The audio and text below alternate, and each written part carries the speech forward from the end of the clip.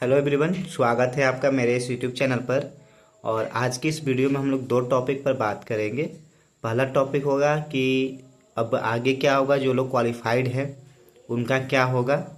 और दूसरी टॉपिक ये है कि जो बेल्टोन का डीवी चालू हो गया है तो उसमें कुछ लोगों को डाउट है।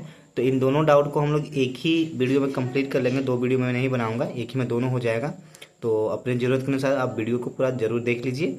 तो चलिए स्टार्ट करते हैं। पहला टॉपिक हमारा ये ही है कि जिनका अब चूँकि डॉक्यूमेंट वेरिफिकेशन चालू हो गया है, तो जो लोग क्वालिफाइड हैं या फिर जिनका एक आध दो मार्क्स से पीछे रह गया है उनका अब क्या होगा। तो देखिए, जो बेल्टोन चीज़ें कर रहा है उसके वो देख कर तो यही लग रहा है कि बेल्टोन अपने तरफ से कुछ भी नहीं करने वाला है। ठीक, अब हाई कोर्ट का ही बात रह जाएगा कि हाई कोर्ट में लोग जा रहे हैं तो हाई कोर्ट स्टे लगा सकता है।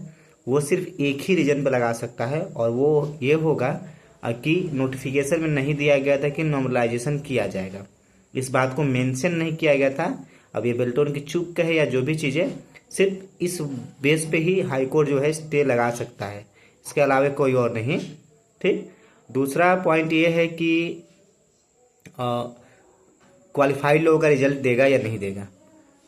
तो अगर उसको रिजल्ट देना ही होता तो वो 5,000 की जगह पे 10,000 रिजल्ट एक ही बार दे देता। आप खुद से सोचिए कि 5,000 की जगह पे 10,000 रिजल्ट खुद ही पहले ही क्यों नहीं दे देता। यानी कि उसको एक है अपना मेंटेन कि हाँ हमको 5,000 के आसपास में ही लोगों को रखना है। अब इसमें जो डीवी में शायद छट जाए कुछ लोगों का वेरिफिकेशन में, तो हो सकता है कि फिर से मेरिट लिस्ट बना दे। अदरवाइज ऐसा कोई नहीं है, क्योंकि पिछले बार का भी मैंने पता किया, पिछले बार एक ही मेरिट लिस्ट निकला था और उसके बाद उसी से लोगों का ज्वाइनिंग हुआ था। तो इस बार मुझे नहीं लगता कि बेल्टोन सेकेंड लिस्ट तब निकालेगा जबकि इसमें से कुछ बच जाएगा। ठीक है, तो डीबी में कुछ लोग छट जाएंगे, तब वो भी लंबा प्रोसेस लगेगा। अभी जितने लोग का डीबी होगा उसका ज्वाइनिंग कराएगा उसके बाद। अब इस पे बहुत सारे लोग असहमत हो सकते हैं, लेकिन देखिए जो स्टे की बात है तो सिर्फ एक ही पॉइंट है कि नोटिफिकेशन में नहीं दिया गया था, मेंशन नहीं किया गया था, बाद में किया गया था।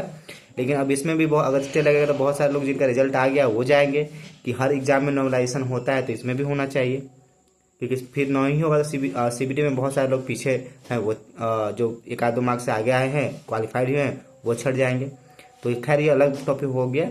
देखिए हाई कोर्ट से क्या होता है। अब उम्मीद एक हाई कोर्ट ही बचा हुआ है।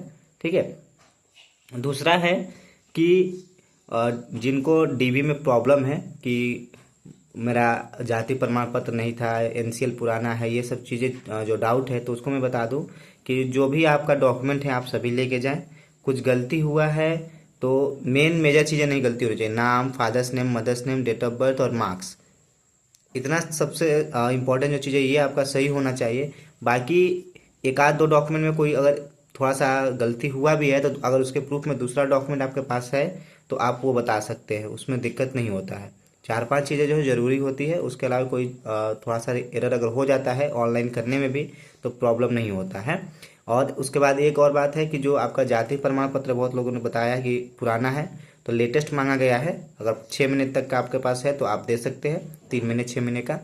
और कुछ लोग ये भी बोल रहे हैं कि नहीं, डीबी जो है जो ऑनलाइन किए थे उस समय उनका जो है जाति प्रमाण पत्र नहीं अपलोड किए थे, तो आप देना है कि नहीं देना है। आप अपने रिजल्ट का कैटेगरी देख लीजिए। अगर आपका जो रिजल्ट है वो अनरिजल्ट में आया है, यूआर में आया है, तो आपको जाति प्रमाण पत्र और एनसीएल देने की जरूरत नहीं है। कैटेगरी में है तो आपको देना ही पड़ेगा। आप उस समय बताए थे, अपलोड किए थे, नहीं किए थे, वो मायने नहीं रखता है। अभी कैटेगरी में है तो आपको देना पड़ेगा। तो ये दो डाउट थे जिनको मैंने क्लियर कर दिया है। और आपका कोई भी डाउट है तो कमेंट में पूछ लीजिएगा। वीडियो अच्छा लगे तो इसको सब्सक्राइब कर लीजिएगा। धन्यवाद।